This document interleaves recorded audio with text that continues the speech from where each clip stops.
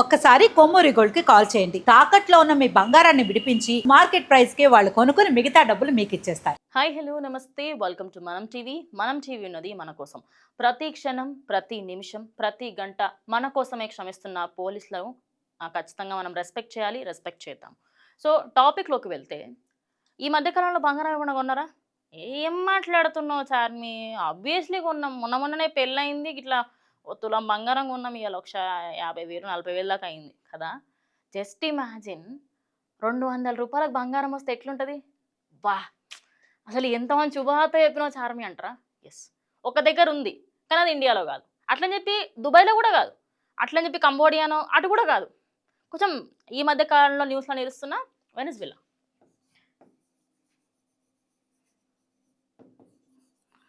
వెనిజులాలో 10 గ్రాముల బంగారము 2,000 రూపాయలకు వస్తుంది అప్రాక్సిమేట్లీ. అంటే ఆల్మోస్ట్ లైక్ మనకి గ్రాము 200 పడ్డట్టే కదా. సో 1 గ్రామ్ 200 రూపీస్ మాత్రమే. అబ్బా, ఇదేదో ప్లాన్ మంచిగా ఉంది కదా. వెనిజులాకు పోయి ఒక 10 తులాలు 15 తులాలు తెచ్చేసుకొని మాత్రం మంచిగా నగలు చేయించేసుకుందాం. బండకి చుట్టుకుతారు. ఎందుకు? అడికి పోనికి మనకి వెసులుబాట్లు లేవన్నమాట. ఫస్ట్ అండ్ ఫార్మోస్ట్ థింగ్, ఇక్కడ ప్రెసిడెంటే దిక్కులేడు. ప్రెసిడెంట్ లేని రాష్ట్రానికి మనం వెళ్ళి అక్కడ మనకేమన్నా అయినా ఎవరు బాధ్యత తీసుకోరు. ఫస్ట్ ఇంకోటి, అక్కడికి ఫ్లైట్స్ చాలా మటుకి క్యాన్సిల్ చేశారు.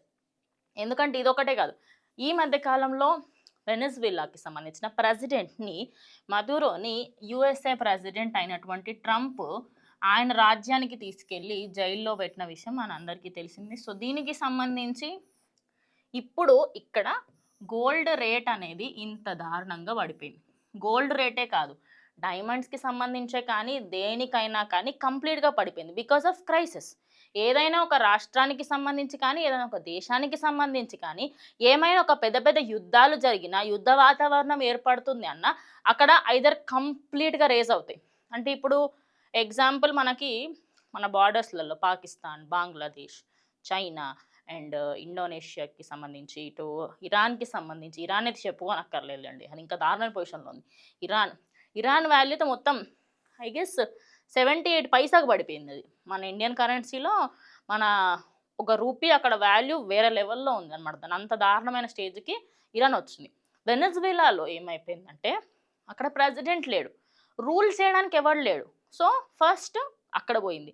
సెకండ్, రూల్ చేద్దాము అనుకుంటున్న యుఎస్ఏ ఏదైతుందో దాన్ని కంప్లీట్గా పట్టించుకోవడం మానేసింది. ఓవరాల్గా దాని జీడిపి గురించి కానీ, దాని ఎకానమీ గురించి కానీ అక్కడున్న ప్రజల గురించి కానీ ఏమీ మాట్లాడలేదు. ఈ 3 విషయాలు ఎలాంటి పరిస్థితులలో చక్కగా లేవు అంటే అడేమవుతుంది? డ్రాస్టిక్గా ఇట్లా పెరుగుతున్న గ్రాఫ్ దన్ను ఇట్లా పడిపోతుంది. ఇట్లనే ఉంటుంది. ప్రస్తుతం వెనిజులా పరిస్థితి ఇదే ఉంది. రేపటి రోజు ఇలాంటి పరిస్థితి ఇంకా ఎన్నో దేశాలకు వస్తుంది. ఇప్పుడు గ్రామ్ బంగారం గురించే కాదు, డైమండ్ల రేటు కూడా పడిపోయింది. అక్కడ వెనిజులాలో మనకి వెనిజులా, గ్రీన్లాండ్ ఈ ఏరియాస్లలో రేర్ మినరల్స్ దొరుకుతాయి. అంటే ఖనిజాలు అంటారు చూడండి, అవి డైమండ్స్ కానివ్వండి, పర్ల్స్ కానివ్వండి, లేకపోతే కొన్ని గ్రీన్ ఎమరల్డ్ స్టోన్స్ లాంటివి ఉంటాయి, అవి కానివ్వండి, మోజోనైట్ స్టోన్స్, ఇలాంటివన్నిటికీ మార్కెట్లో వాల్యూ ఎక్కువ ఉంటుంది. కానీ ఇక్కడ వాల్యూ తక్కువ. ఇంకోటి, ఇందాక నేను చెప్పిన ప్లాన్ వర్కౌట్ కాకపోవడానికి మెయిన్ రీజన్ ఏంటంటే, మీరు వెనిజులా నుంచి ఇండియాకి గోల్డ్ తేలేరు. బికాజ్ ఆఫ్ ఎయిర్పోర్ట్లో చెక్కింగ్ జరుగుతుంది, చెక్కింగ్లో తీసి పాడేస్తారు. ఇంకెక్కతక్కంటే కేసులు పెడతారు. కొత్త ఆలోచనలు పెట్టుకొని నేను వెనిజులాకి వెళ్ళి 10 తులాలు తెచ్చుకుంటాను, వద్దు. ఎందుకంటే రేపటి రోజు ఫర్దర్గా ఆ వెనిజులాలోని గోల్డ్ ఏదైతే ఉంటుందో 22 క్యారెట్ 24 క్యారెట్ ఏదైతే ఉంటుందో, మన దాంతో కంపేర్ చేస్తే కొంచెం గోల్డ్ క్వాలిటీ అనేది ఎక్కువ ఉంటుంది. అండ్ ఎయిర్పోర్ట్లో చెక్కింగ్స్ అయినప్పుడు ఖచ్చితంగా తీసుకొచ్చిన వాళ్ళందరినీ కూడా పట్టుకుంటారు. ఇది జస్ట్ ఒక ఇన్ఫర్మేషన్ వీడియో మాత్రమే. లేలే చార్మి, నువ్వు మనం టీవీలో చెప్తున్నావు, నేను ఎగేసుకొని పోతా అంటే మీకే ప్రాబ్లం. సో దానికి నేను ఏం చేయలేను. కానీ ఇక్కడ వెనిజులా మాత్రం నెక్స్ట్ ఇంకొక వరస్ట్ సిటీ అవ్వబోతుంది. కరెన్సీ పడిపోయింది, బంగారం రేట్లు పడిపోయినాయి, అక్కడ ప్రజలకు సేఫ్టీ లేదు. మరి యుఎస్ఏ ఏం చేస్తుంది? తీసుకున్నావు సరే, ఒప్పుకుంటాం, నువ్వు తీసుకెళ్ళిపో, నిన్ను ఎవ్వడు ఆపట్లేదు. తీసుకెళ్ళిపోయినప్పుడు ఎవరు ఆపాలి, ఇప్పుడు కూడా ఎవరు ఆప ఇప్పటికైనా అక్కడి ప్రజలకు కొంచెమైనా దాని గురించి వాళ్ళు మాట్లాడితే వాళ్ళకి ఏదో ఒక బెనిఫిట్ అన్న అవుతుందేమో అన్న ఏకైక ఉద్దేశం. ఇదొక జస్ట్ ఒక అవేర్నెస్ వీడియో మాత్రమే. సో ప్రజెంట్ అయితే వెనెజులా గ్రాఫ్ అయితే ఇన్ని రోజుల పాటు ఇక్కడెక్కడో కొండ మీద ఉన్నది డైరెక్ట్గా కిందికి పాతాళంకి పడిపోయింది.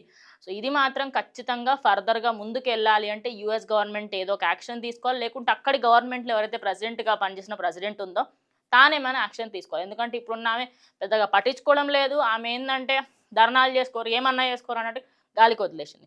ఒక రాజ్యాన్ని ఒక దేశాన్ని అలా గాలికి వదిలేస్తే పరిస్థితి ఇది. సో నెక్స్ట్ ఈ నెక్స్ట్ వీడియోలో నేను ఇరాన్ గురించి చెప్పాల్సి వస్తుంది. ఇరాన్లో కూడా ఇదే పరిస్థితి అని, దాని గురించి కూడా ఒక క్లియర్ ఒక వీడియోలో మాట్లాడతా. మరి మీరేమనుకుంటున్నారు? పోయే ఉద్దేశాలు ఏమైనా ఉంటే మానుకోండి. ఖచ్చితంగా ఈ వీడియో అందరికీ షేర్ చేసి బంగారం ఇక్కడే కాదు వేరే వేరే దేశాలలో చాలా తక్కువగా ఉంటుంది అనేది ఖచ్చితంగా వాళ్ళకి మెన్షన్ చేయండి. ఇది వాళ్ళ వీడియో, ఇంకో వీడియోతో మళ్ళీ కలుస్తాం. అంటే కీప్ వాచింగ్ మనం టీవీ.